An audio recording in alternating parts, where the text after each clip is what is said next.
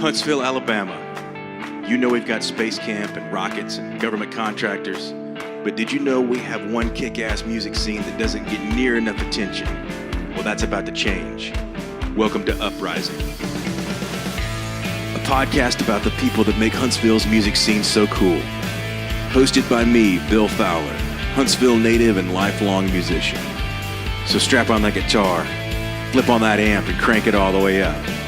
You've just joined the Uprising. That way. Here, you need to push your mic that way. Right on. Thank you, sir. It's, I'm here to help. We're doing this podcast about local music. And this is really all your fault. Because I pressured you.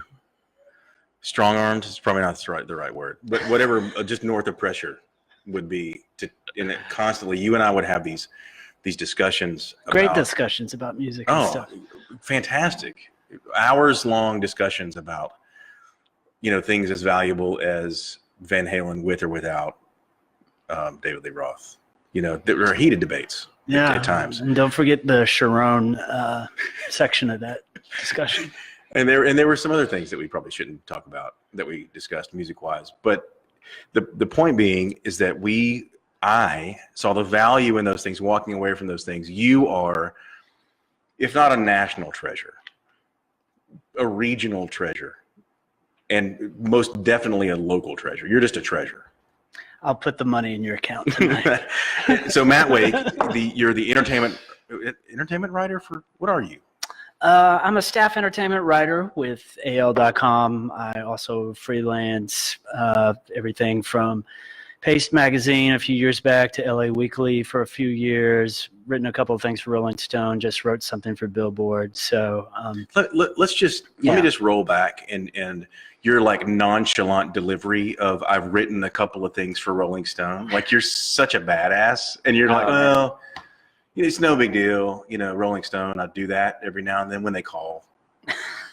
And so because when I talk to musicians, sounding like this is episode 4, by the way. So sounding like I've been like a seasoned veteran is when I talk to musicians, I asked them to bring in some. I like your earlier grittier stuff better. When I talk to musicians, I ask them to bring in an MP3 so we can play their stuff before we start talking to kind of give people a flavor of what's going to happen. Since you didn't bring any MP3, I'm going to read something real quick, and I'm going to read something out of the last thing you did for Rolling Stone, which was, and I'm not just saying this because you're sitting here. I'm saying this because this is true. Like there was a grand debate on social media about Greta Van Fleet as their relationship to Led Zeppelin. Right on. Yeah. And you wrote this piece. Do you call it a piece? Is that what people who are cool as you say? What do you say? A story, a piece. All right. Thing. Well, it was so beautiful, and this is the greatest paragraph you've ever written. Okay. And it goes as follows. The hands of time can soften or shift perception of a clone-saddled rep. Oasis songs like Don't Look Back in Anger are now widely considered bona fide classics. Once criticized by outlets like Rolling Stone for lifting Led Zeppelin's sound for his early 1995 track Rock and Roll is Dead, Kravitz is probably now more respected than ever for his multi-instrumental talents and the durability of his early hits like It Ain't Over Till It's Over. It works the other way too. In 2018, Wolfmother is a Zepp imitator punchline, even if Wolfmother singer Andrew Stockdale sounds more like Black Sabbath era Ozzy Osbourne than Robert Plant. But at the time, the first 2 early 2000s Wolfmother albums received solid reviews for some notable media outlets.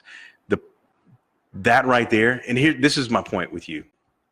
You're a musician in your own right, and you're a writer.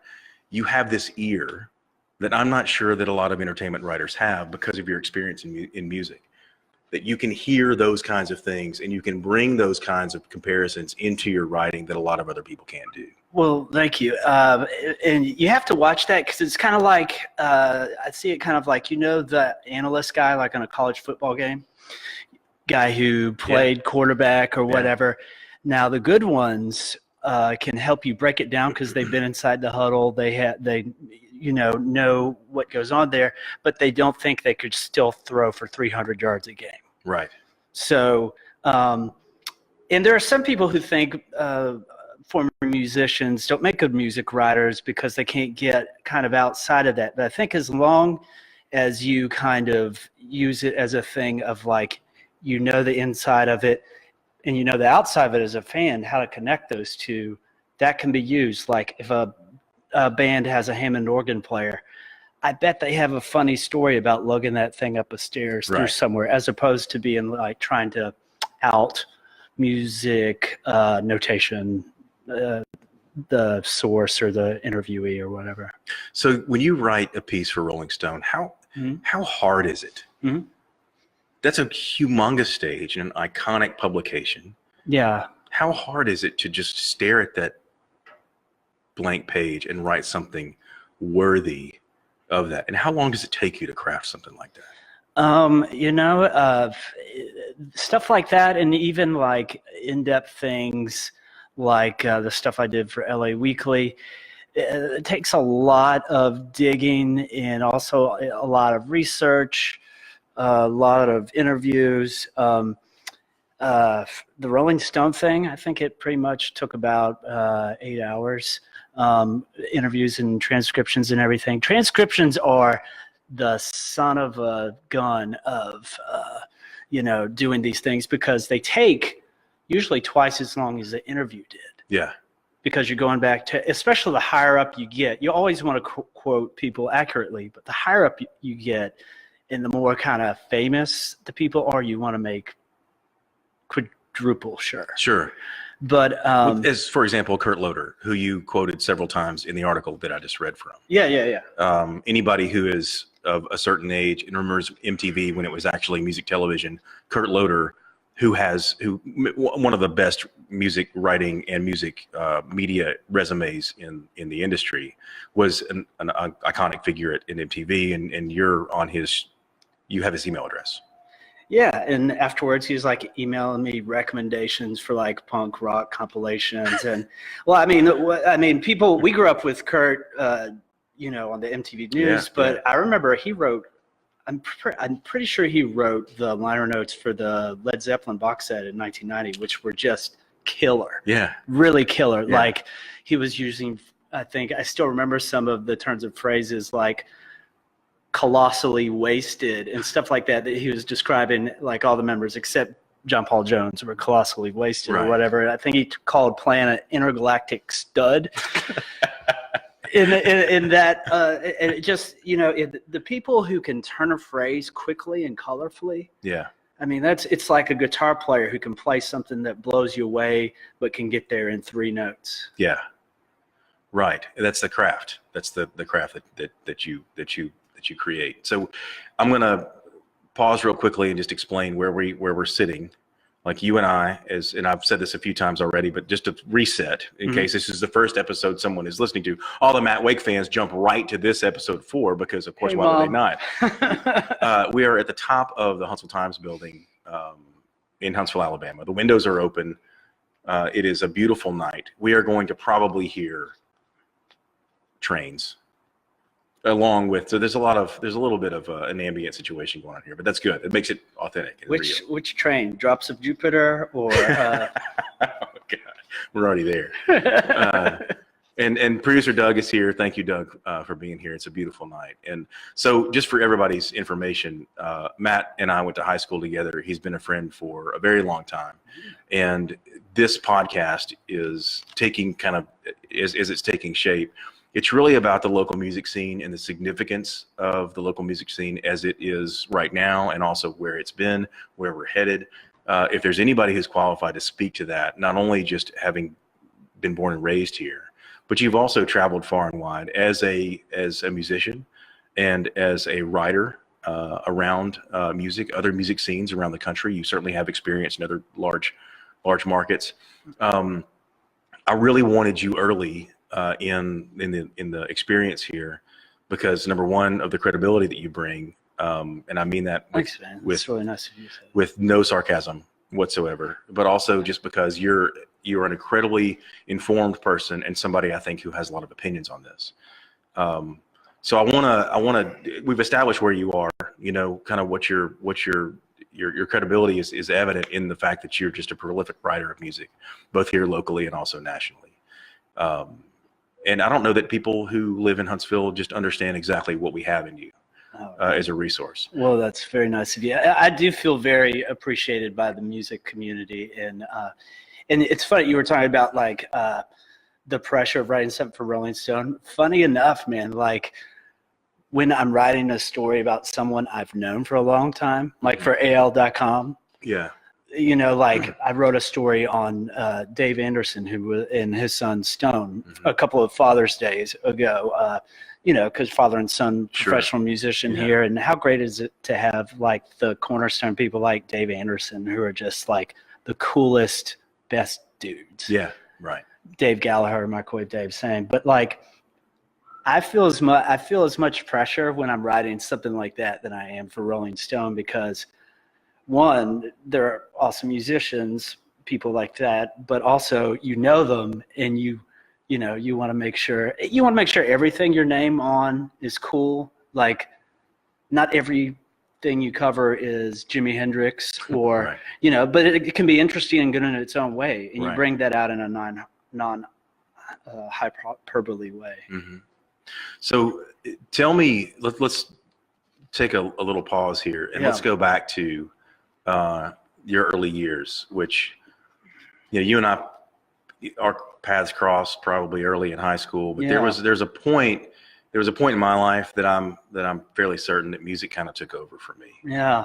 And there's a moment for you when you decided that this was going to be a significant part of your life. Like, do you have a moment or a time when that took place? I was one of those kids watching MTV in 1987 when MTV finally played the Welcome to the Jungle video for the first time at like 5 in the morning or 3 in the morning. I was spending the night at a friend's house in a sunken den in South Huntsville in one of those big TVs, like a piece of furniture. And I liked, Motley Crue was the first band I loved. Yeah. And I liked music at that point. A musical family, mom plays the hell out of the piano, like Scott Joplin stuff.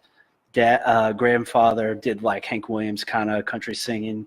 But I didn't have like a cool older sibling, so I didn't get fed like REM or cool like 80s stuff. So my stuff I got from like the rock radio locally, or MTV, or Circus Magazine at Kroger with my mom's shopping. Hit Parader, yes. Yeah. And so I loved Motley Crue, I loved the grooves, and I loved the songwriting, singing about like danger, chicks, and like, it was everything I wanted to do. But at 15, I'm not going to do that. But anyway, so watching MTV at my friend's house, they play the Welcome to the Jungle video. And, a lot of that other stuff I still like, of the arena metal stuff, but this was just a total different. This was on like Led Zeppelin, Rolling Stones level of badassery. Right. And I just remember watching that video and being like, and I think soon after that they announced that GNR was opening for Motley. So I was like, wow, I'm going to buy this tape. I'd play the tape for people. And people liked Welcome to the Jungle, but the rest of it, they'd be like, they've got like 4 singers. I'm like, no, it's one guy. Yeah. But and then they opened for Motley Crue here. You saw that, right? Yes. And this is the kind of conversations that you and I have all the time. This conversation right now is why I want to have a podcast. There is a moment when you have there's the hair metal thing was happening.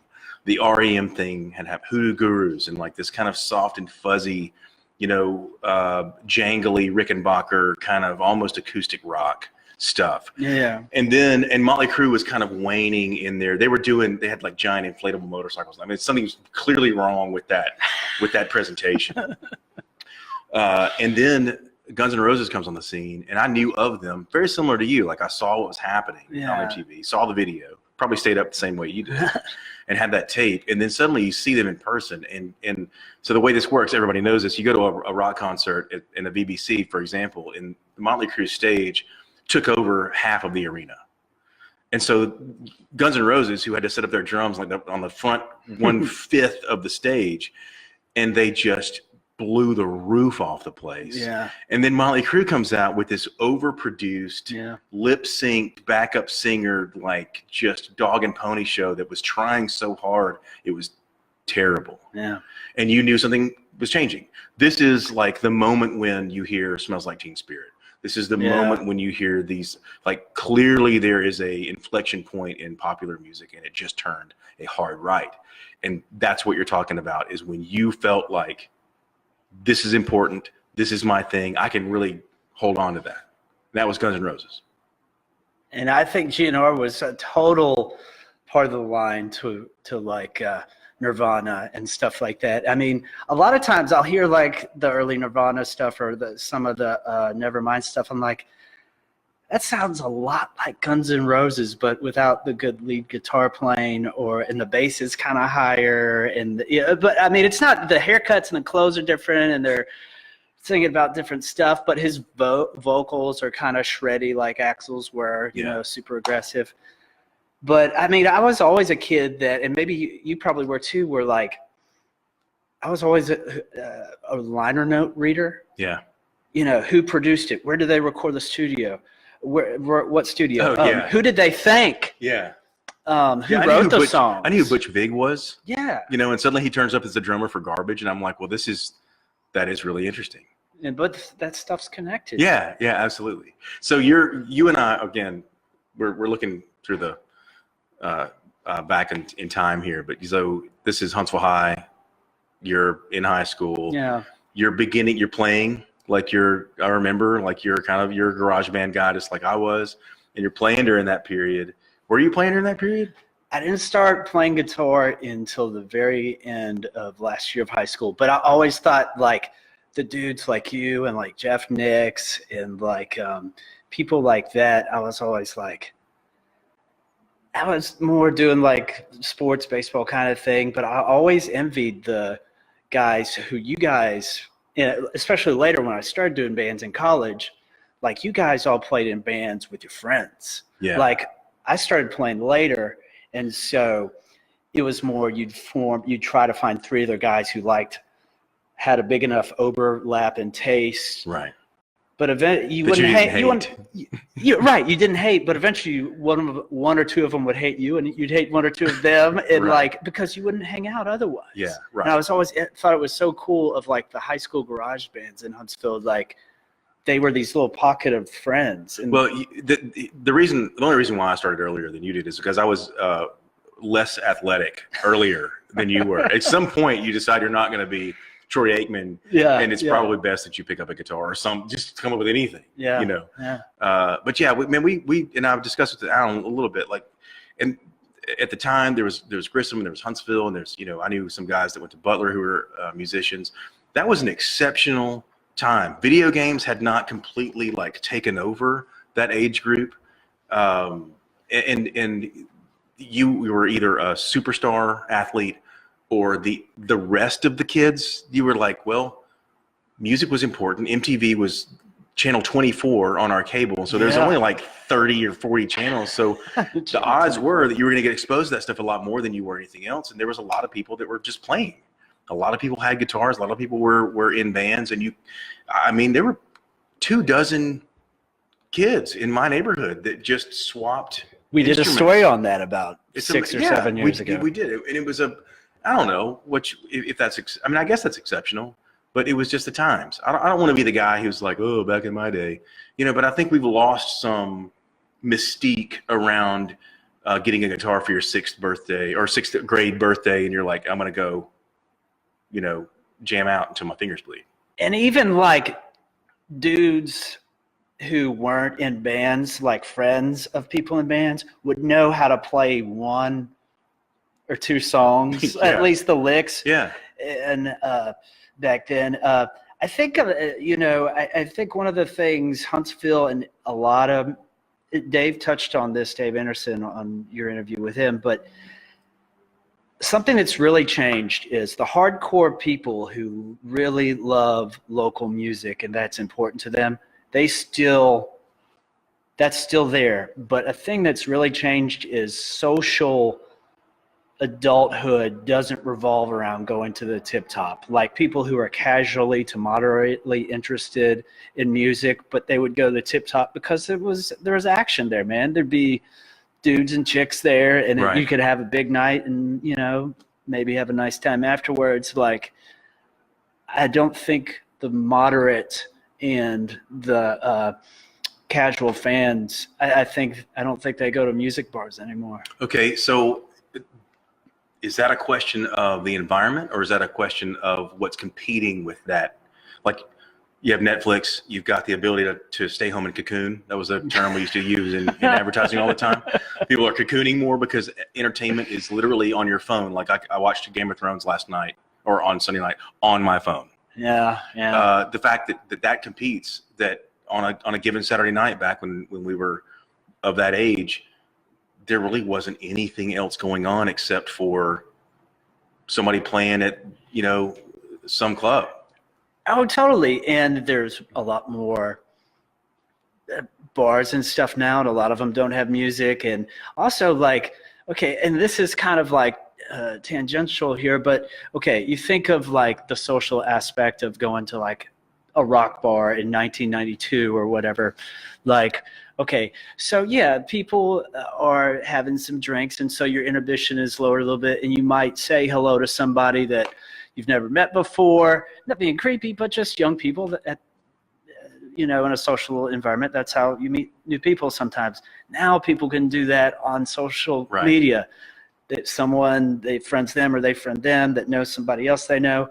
And on social media, people, it's, you know, super well documented that people have lower inhibitions. Like, hey, what's up? And that's kind of just the social stuff has been rewired to such an extent. Right. I think that cannot be underestimated in the challenges local and regional artists face. Yeah, I wonder if what we're seeing is more of a show being a regular Friday night or a Saturday night where you used to do, that was part of your plan. Go see a band play. Yeah. And now going to see a band play is more of an event, like what Alan's doing with Listen Local, what Black Jacket Symphony is. And this is something that you plan 2 months in advance. You buy tickets for, and you go to see that. Like what Eddie's doing at Sidetracked, I think is incredible. Is like he's getting regional acts to come through, so he's playing in on that. It's an event. Like, and I'm not saying that there's necessarily something wrong with that, but it does kind of stunt the garage band ascension up the chain of venues, because the casual, as you said, you're relying on the hardcore live music fans. Not the casual person isn't just going to go see a show because there's something to do. And there's a whole other subtext of like, you know, there's a couple of places that do house shows regularly here. I'm sure a lot of people in their 20s, I mean, hell, man, like economics of a young gun, man. Can I buy a 12-pack and go to a party at a house show where they've got bands and people my age? Right. And the overhead versus Sure. and that's their crowd anyway. So, Sure. I mean, that's a silo is kind of a business speak thing, but I think that's, and I put something out on Facebook a while back, and I think some people took it the wrong way, but I should have set the age a little lower, but my question was, you know, okay, so who is right now in Huntsville the hot son of a gun guitar players? Yeah. I said under 30, but I should have said under 25. Yeah.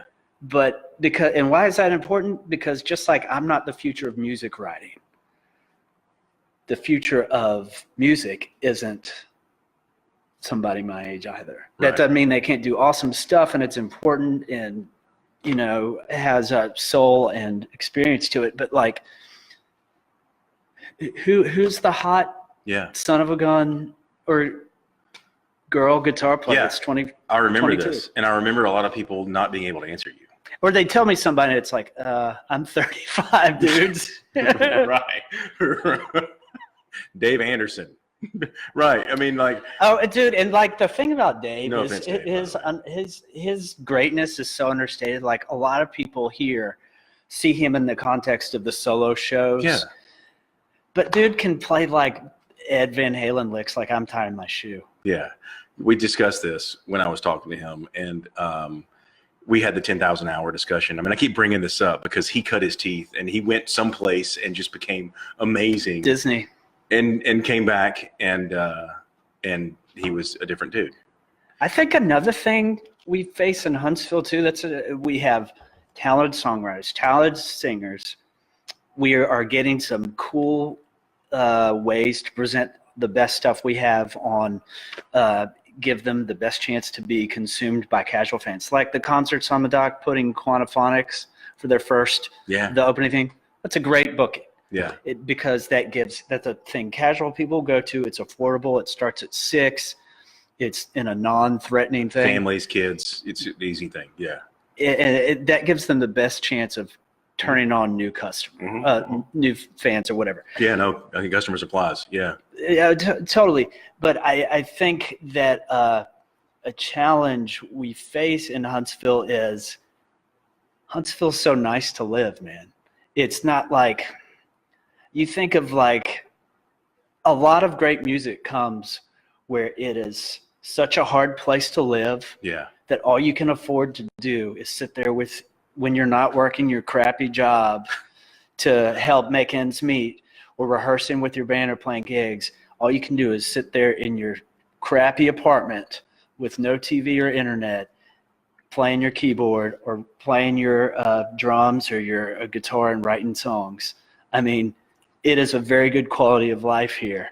And, you know, is the next Izzy Stradlin and Axl Rose living with 3 guys in a thing the size of a closet and eating SpaghettiOs for 2 years here. All they can do is write songs. Okay, so on the same side of that argument, do you think that also translates to the customer, the music fan? If there's way lots to do, if we have a great quality of life, and on any given day you can go see an arts festival, or you can go down the street and run a 5K for St. Jude or whatever, instead of going to the ratty club in Trenton, New Jersey. I mean, that's all there is to do in that town. So you go there every single weekend to see the band who also has nothing to do except for play music. It's like a one-to-one. That has to have something to do with it as well. Oh, totally. It like, you know, and we have a really nice array of artists here. And the thing I just, Athens, Georgia didn't turn into a hotbed because they had good PAs at the 40 Watt Club. It's because they had a bunch of creative people writing really good songs. Yeah. They created magnetic thing. We need, in my opinion, the most important thing is give our most talented artists the best pedestal and the best chance to be appreciated by casual fans. Okay, so we had this consulting group come in. Yeah. Which I'm kind of on the fence about. I believe it was necessary. I'm glad we did it. I mean, I think one of the things that the testament to our city's placing importance on arts and entertainment and culture is the fact that they were hired. Whatever comes out of that is cake. Yeah. But do you feel like that we have not only a vibrant music scene, but a music scene that can grow and add value to this community without adjustment? What needs to take place in order for us to grow that community into being something that's a selling point for Huntsville, not just rockets and so forth? Okay, what works best here for music consumption, live music consumption for both artists and the people watching them? Examples at the Concerts on the Dock. Okay, so that's and I have we have some friends who do in bars and clubs that do an awesome job with it. I mean, Eddie getting Greta Van Fleet in there. I mean, that's before Stapleton. That's probably the most heat-seeking, holy cow, that came to Huntsville show in the last few years. Yeah. So great stuff. And all the downtown places and elsewhere and all the way down to like South Huntsville or whatever. But like, so I think more things like Concerts on the Dock that are in non-bar situations that like a cool, I love the camp out at University Drive is a challenge because it's out there. Right. And it's subject to weather. Subject to weather.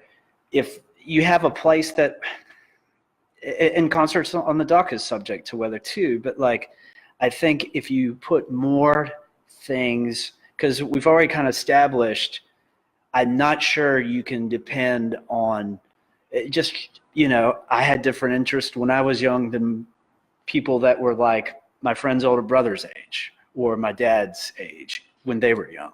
So it's not a thing of like, oh, I was smart and cool because I was into going to shows and these kids are lame because they're not. It's just stuff changes. Right. So, but I do think you have people our age who, I don't remember my parents going out to concerts like we do now. Right. So that's a market. Yeah. So I think more shows and concerts on the Dock and the camp type things that start earlier that are non-bar kind of traditional things, especially concerts on the Dock. I'm going to quit saying that because I feel like it's a drinking game every time I say it. The people at home have to drink. But like, but the thing is, I mean, you have to think of what's been effective in this market and what's worked. So stuff like that. If you could change anything, like if you've lived in big markets, you've been around and you've been writing music forever. If you could change something about what's going on here, do you feel like there's an organic growth going on that really just needs to be identified and fostered and just kind of allowed to grow? Or do you think there's a block that needs to be removed for things to really blow up here? Well, I mean, we have some. I mean, I went and saw Rob Aldridge and the Proponents last Friday out there at the Mid-City Camp thing, and Rob is a very strong rock songwriter, and he is a very effective live singer too. His band sharp. We have some really great, really talented people who I just think we need to give them the best shot of being appreciated. And I think people are doing that in pockets. And it's weird because I don't know if there's a magic bullet, but I mean, I do think, a thing we're missing is, and you don't want to be like I know Tip Top is kind of mythologized a little bit, but that was a place where I remember like young bands, if we could only play there once, we made it. Where is that place now in Huntsville? Where's the one place where young bands or, younger bands, if we play there once, we've made it? Is it one of these cool house shows, Is it a show at Low Mill? I don't know, but I mean, I think that's an important, like whether it's Tip, Patina's in New Orleans, or playing like the Troubadour, the Roxy, or Whiskey A Go-Go in Hollywood, like, you know what I mean? Yeah.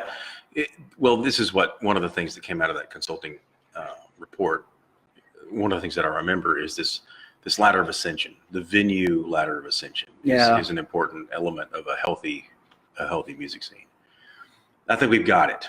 I think if we don't have it right now, we're well on our way to having it. Mercantile, 1,200 cap room, right. Amphitheater. Right. Those are three big slots. It's the worst kept secret in Huntsville is that we need more music venues.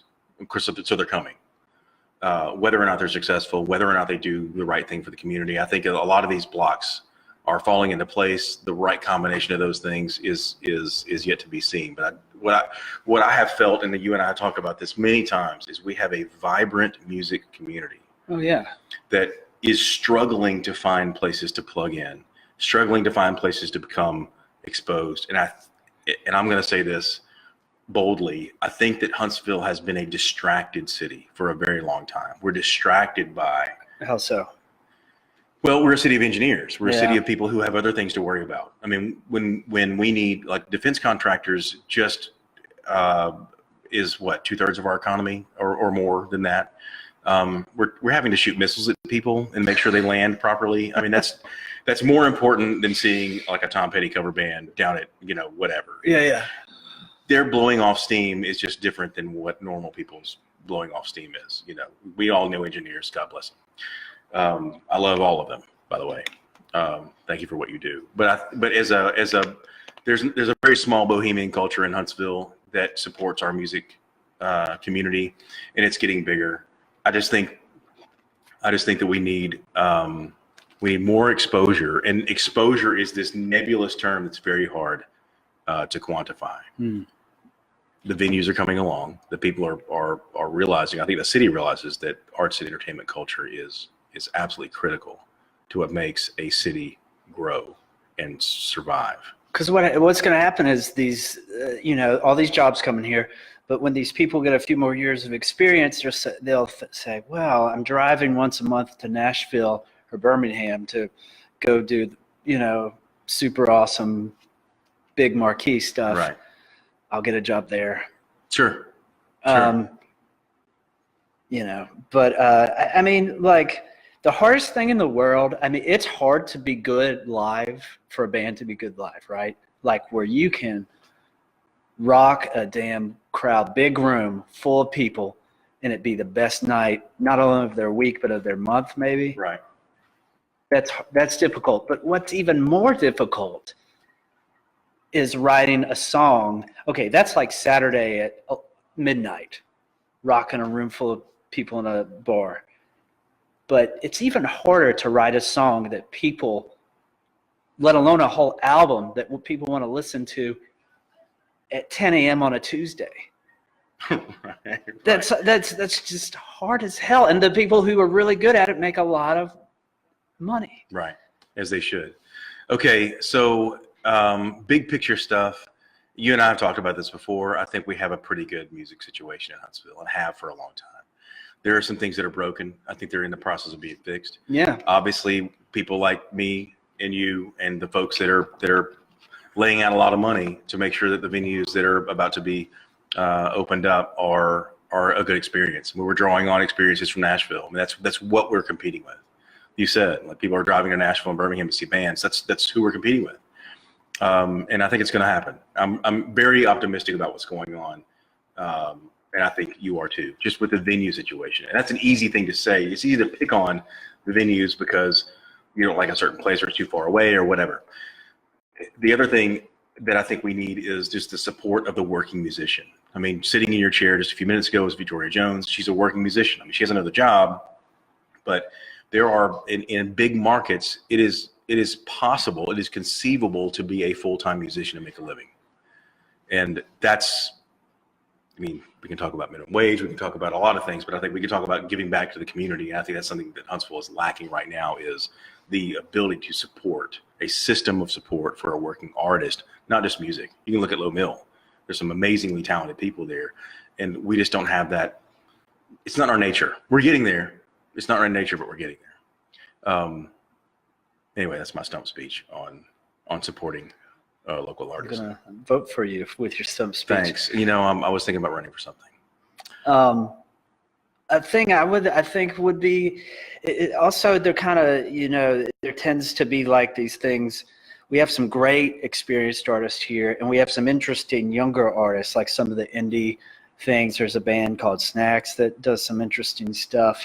But I rarely see like the experienced bands and the kind of newer, edgy bands together. And I know it all doesn't fit, but I think there might be some opportunities there where some of the stuff does overlap. Like, put a show with Microwave Dave on the bill and also Quantaphonics. Put a show, some of these things. Well, because I think it would be both good for the experienced artist and for the newer. Whose responsibility is that? Everything is business, right? Everything, the music business. If a band you like isn't together, the original lineup, somebody doesn't like the numbers, the money split. I'm going to say it's your responsibility because you are an influencer. You are a driver of opinion. You have the largest look. Don't just blow this off. You have what? Yeah, Doug is agreeing. Yes. You have the largest voice in the city, and you can, let's say, spit out these opinions. But really, you can change. Yeah, don't. Yeah. Yeah, but the thing is, it's easy for me to say that when I don't have thousands of dollars on the line. You don't need thousands. You can pressure the right people. Let's just take your idea of Microwave Dave and Quantaphonics, and let's just say the camp. It's the weather's getting better. We're still sitting here on the top floor at the skyscraper in Huntsville. Yeah. And you could say, wouldn't it be great to go see Microwave Dave's group, which is a very specific group of people, and Quantaphonics, another very specific group of people. And then maybe like Lamont Lander somewhere stuck in the middle, or maybe somebody else stuck in the middle that would fit that. Maybe That's a great bill. I will say we don't have enough festival activity in this town where you can go for one ticket for a whole day. You can see 7 different bands and get exposed to 7 different things. And make it a thing where the best bands, they really want to do it, where it's a cool enough thing where it's because I'm not saying there aren't a lot of effective and good things, but like anything else, people want to do some things more than others. They're more interesting to them, whatever. Lamont Landers, what a talented guy. If I was an A&R guy and I was looking at Huntsville people, he would be the first guy I would sign, and I'd make a lot of money. Yeah, tremendous. And again, this is another one of those frustration moments where we just don't know enough about him. We just don't get to see him often enough. We're going to fix that. Actually, sorry, you're going to fix that. All right, listen, I want to wrap this up with a couple of questions for you. Yeah. Just about, what's the story, Doug? I actually had somebody watching Facebook Live here had a question. Let's hear it. Come on, what do you got? Somebody from. I don't have the money I borrowed from you. Bob Bailey? Oh, yeah, Bob Bailey. Bob Bailey has said, what did Matt think of the biopic Dirt about Molly Crew that's been playing on Netflix? Have you seen it? Hang on, we got to repeat this. So Doug is repeating a question from our mutual friend, the author, Robert Bailey, the author of Fourth novel now. That's the fourth great. novel is coming out. He's having a book signing at OTBX. Shameless promotion coming out. Anyway, so that's why we're doing this. No, secret's out. So the biopic, the Dirt, which is the Motley Crue thing. You and I have talked about this a little bit. Yeah. What is your thought about? It's exactly like the band. It's trashy and fun and brilliant in some parts and embarrassing in some parts. Like the band. Yeah, but I mean, the thing is, okay, so people, the thing is kind of, if you hate that kind of music, you'll hate the movie. Just like I'm not particularly, I like Ring of Fire and Jackson by Johnny Cash, but I'm not really going to wear out the rest of it. So I've never made it 30 minutes into his biopic. Right. And I understand his greatness, but and the thing that's interested me that it's gotten trashed for is its depiction of how the rock lifestyle was within and stuff with, hard living, groupies or whatever. Well, that's everybody involved will tell you that's how it was.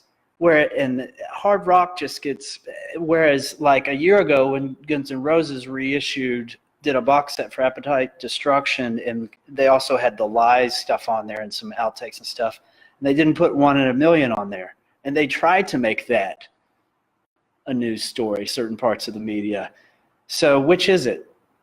Do you want it to be accurate how it was, or you don't want it through a 2000 and whatever sensibility? Right. And, it'd been stupid of Guns N' Roses to put that on there. Well, 1 in a Million, a very controversial song because of the lyrics and right, yeah, and so on. So what you're saying is they removed that in order to be PC in an era representing a band that clearly was never PC and didn't care to be. It was a dangerous band for dangerous times. Which is why they were so popular. Right. So Netflix clearly did like this a study of demographics and decided that a Motley Crue biopic would go because people our age would devour it. Well, if you've read that book, and who knows how much of it is true, but it's a super readable book. But the thing about the book and the movie, to be honest, it can be kind of entertaining, and it's a page turner, all the, the narcotics and the groupies or whatever and the hard living, but it doesn't get interesting to me until it starts getting terrible for the band when Vince Neil's kid unfortunately got cancer, when they kicked Vince out of the band and the band's not as popular as anymore, the stuff Tommy goes through, the stuff Mick goes through with his illness, like that's when it's interesting. Both the movie and the book is when this first off, it starts off cool because they start off like a crappy little band that's a nobody, just like anybody else. Nicky was in a band called London, which was a little successful in Hollywood, but they actually had to set themselves on fire to differentiate themselves from other bands. They had to set themselves on fire. That was their marketing strategy. And Too Fast for Love is the best Crew album and one of the best of that album because it's a band that eventually got huge when they were really small, and there's nothing more compelling. That's when all they had was a room and a guitar. Mm-hmm. You know, and three chords of the truth, and 3 chords and maybe half the truth.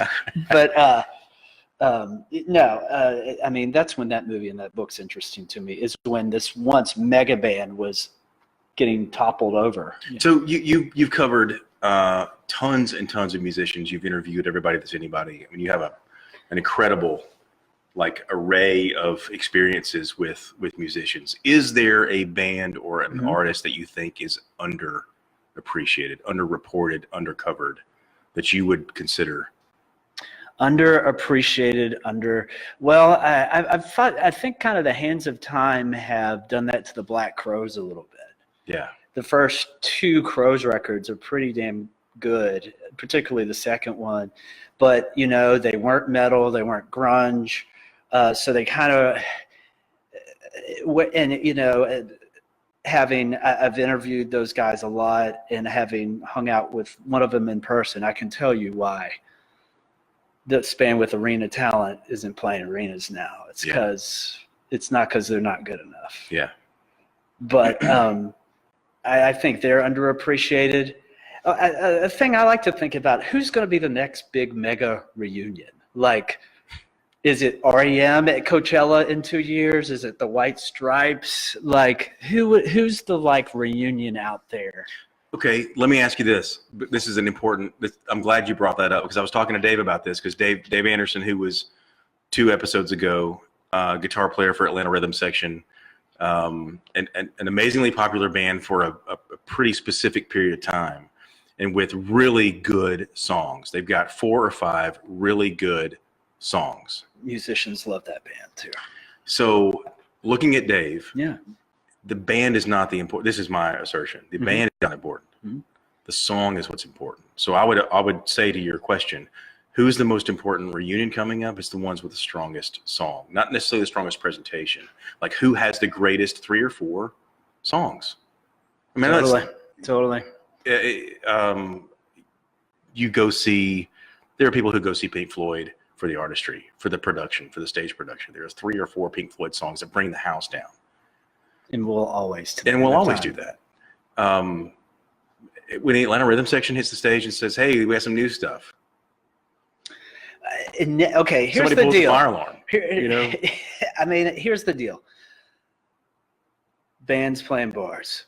If you're in a venue playing mix of covers and originals, I never understand. You never tell them before you play the original that it was an original. You tell them after. Right. Bands playing yeah. arenas and big venues. Yeah. You never tell them it's a new song until after the song. Dude, let me just tell you how horrible REM would be at Coachella. Just that sounds like the worst ticket. Yeah. Michael Stipe would. That's not a good combination. They probably have enough money they don't have to do it. That's another thing. I mean, eventually the numbers, it's all numbers. You put enough zeros in front of people. I guess Robert Plant's the only person that is. I'm thinking Oasis has got to be set for a reunion. I would think so, but they're kind of weird in that they were never really that big in America except for the Morning Glory album. Right. Before and after, they were a niche band and they weren't that big, but they've become a bigger draw here for media because the brothers have this loud humor. Hate each other, yeah. And they're funny as hell. Yeah. And they talk in the accent. It's basically the Black Crowes brothers, but with British accents, but funnier. It's like Snatch with talent. It's like we don't know what they're saying, but they're really the movie. They got some catchy songs, and Wonderwall is a meme now. All right, Matt Wake, you're like, this is so fun, and we could talk like this. Well, we have actually like a rambling conversation for a long time, and so good. Listen, this is what I need people to understand about you is that you are you're telling the story of the Huntsville music scene. Like you are actively telling the story, but you're also participating in it, which is like gonzo journalism, at its finest. You are a supreme talent, and someone's opinion, your opinion matters, and you don't use it enough. I'm going to say that. Well, that's tricky because when you're reporting the news, you don't want to be the news. I agree with that. However, you have a very powerful voice. Well, thanks. In the life of a city that needs that voice. Well, it's easy to write about cool stuff, and they're all the amazing stories. And every time I've been working here 7 years, and you'll think, man, I've looked under every corner to find the cool stories. And, all of a sudden, here's a guy who was a roadie for Queen for a bunch of years. All of a sudden, here's a guy who's a guitar tech for the Stars. Kelvin Wooten, the R&B multi-instrumentalist, producer, and engineer. He has a lot of stuff that isn't even on his credits. I don't want to get into why that's not on there, but that's his story to tell. But the list of people he's worked with is just like every big hitter in R&B. We can see his house from here. So this is your charge and mine, really, and really everybody's. Kelvin would make a great guest. Well, I'm working on that. Don't put pressure on me. Is our responsibility, I think, is to lift these people up to be recognized, so that when the next band that plays, the local band that plays at one of these venues we've mentioned already, that there are 10 more people because you said so. There's 20 more people because we highlighted them. That's the responsibility of people who have a voice, and you have the strongest voice in town. And you're a supreme talent. You're a hell of a guy, and you deserve all the credit you get right now and then some. So, well, thank you. I'm going to thank you for being here. I'm going to thank you for pressuring me into doing this. You're doing great with it, by the way. Well, I appreciate it. Can I tell you real quick, just a handful of people who both locally and nationally made me want to write or more into it really quick? Yeah, of course. So when I was a kid growing up in Huntsville, more reading sports stuff, there was a guy named John Pruitt, who was a very good writer for the Times for a long time. Yeah, sports editor for the Times for a long time. There's a guy that was with them for a long time, another sports guy, just effortlessly good, Tim McCarter, who was very, very good. Yeah. There's a guy who, for us now, writes about a lot of space stuff and government stuff, Lee Roop. He's been a columnist for the Times. He's been a NASA reporter for a long time. Just very talented, just like communicates an idea in a interesting, quick, efficient way. And as I got older and started reading Stephen Davis, The Hammer of the Gods, God, I've read that probably 30 times. Yeah. There is a guy named, Kurt Loder, David Frick from Rolling Stone, just a very musical, no nonsense guy. Chuck Klosterman, who is like the Jimi Hendrix of pop culture writing. Whenever I'm at a thing where I'm like, I'm stuck, I don't know what to do here, or like a guitarist will go, what would Jimi Hendrix do?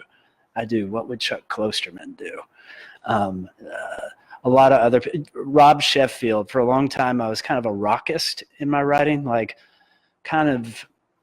realized you could see when like a pop artist or a country artist or whatever is good.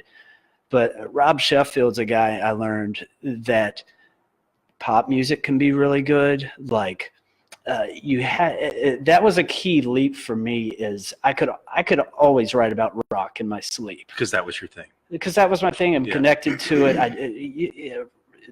The vibrations connect with me. But like when I got where I could write strongly and confidently about other types of music, and there's a lot of writers out there, I see that's a hole in their game, is they can't see, your idea of perfection may be Springsteen or Steely Dan, but if you can't see Guns N' Roses is a